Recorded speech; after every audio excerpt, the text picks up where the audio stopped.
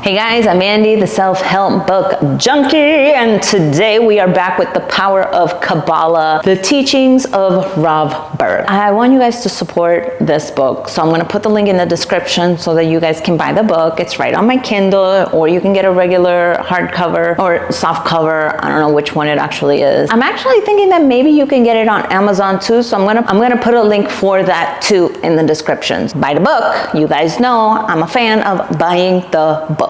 Okay, this next portion is gonna be really deep. We're getting deep, y'all, okay? Let's get deep. Studying the spiritual nature of reality opens our consciousness, allowing us to see and perceive things in ways we never saw or perceived them before.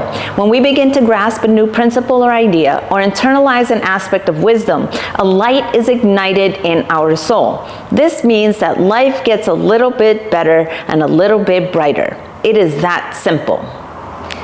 Simple, yes. Easy, no way. The reason that I highlighted this was because I wanted to talk about new ideas and new concepts. At the beginning of my review for this book, we were talking about how not to just take any single piece of fact or things that they lay out as fact as true. Test it out. See if it works for you. See if this is something that actually aligns with what you want. Take what you want, leave the rest. That's the basic principle of this. When they're talking about how, when spiritual consciousness is opening us up, things get better, things get easier. Yeah, the concept is very simple, right? These principles, they are not so complex that you cannot understand them just by reading the book. Like, absolutely. But reading the book is not the only thing you need to do. You actually need to put it into practice. And that's where the challenge comes in, right? I can tell you, when you're faced with a challenge, don't react immediately. Pause. Think about really what you want to say, connect with God, do all these things that are going to transform the way that you show up in the world. Yes, wonderful. That sounds like an easy thing to do, but in the heat of the moment, in that middle of an argument, when somebody hits your car, when somebody takes your purse by accident, and you're just like,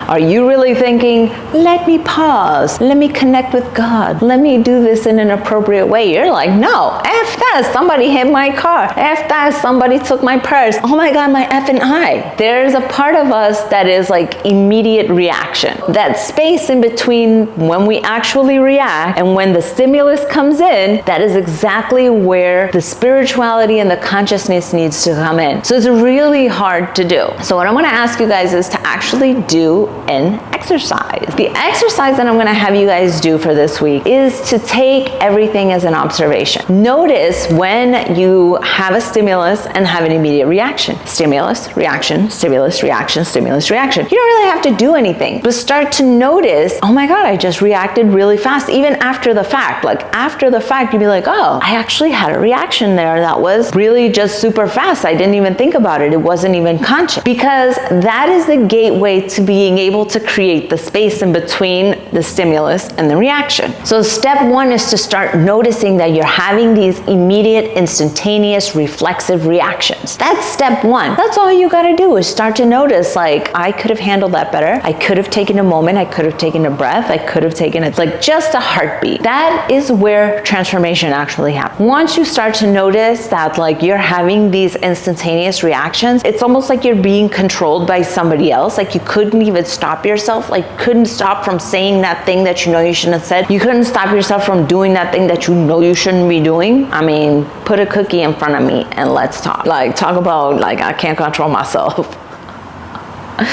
When we are opening up our consciousness and having these ideas and wonderful, yes, it is great that opening up our consciousness and we're seeing things from a new light. But that doesn't mean that it's going to become habit immediately. What that means is that, yes, we're going to be able to start seeing things from a new habit, but we have to continuously work to recall these things over and over and over again. We have to practice this new way of seeing things. We have to practice a new way of living.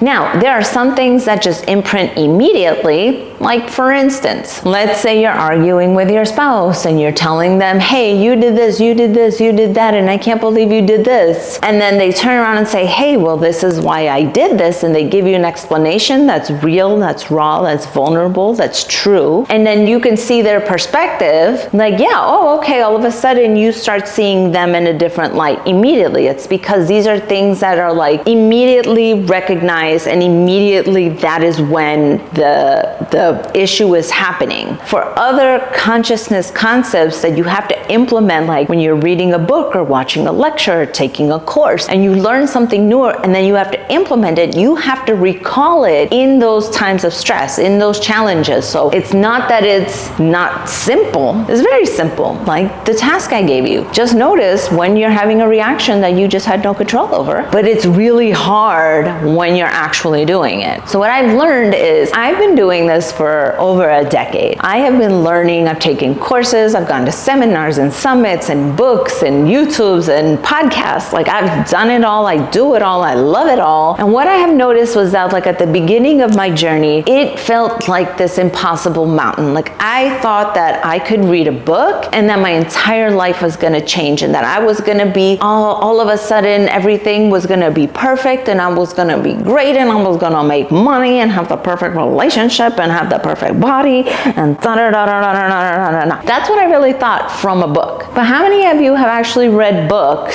self-help books, watch podcasts, taken a course, da-da-da-da-da, thinking that this thing's going to quote unquote fix you, and then all of a sudden after it you're like on this high, everything is great and I'm doing it, I'm killing it, I'm crushing it, and then like a month later you're right back to where you were, or even worse, you fell further away from the goal. Yeah, that's what I thought. Everybody better have their hand raised. It's because the fix is not in those things. Well, first of all, let's just put this out there, right? Is that there's nothing to fix. There's nothing to fix because you are not broken. Let's just start there. Second of all, it's because these things are meant to be practiced. These books, they are not there to change your life immediately. They're there to give you inspiration and to show you a new way to think, and that there's a possible way out there that is different than what you're actually doing right now. That's their point, is to show you that there's another possible way out there. But it's up to you to continuously refer back to the book when you're having issues and saying, this is what's happening, how can I do this, how can I translate this, how can I like see this in another way, how can I do this in another way, what's happening, what's operating behind the scenes. Whatever the type of book it is that you're reading, is that it's going to give you a new perspective, but you have to continuously keep going back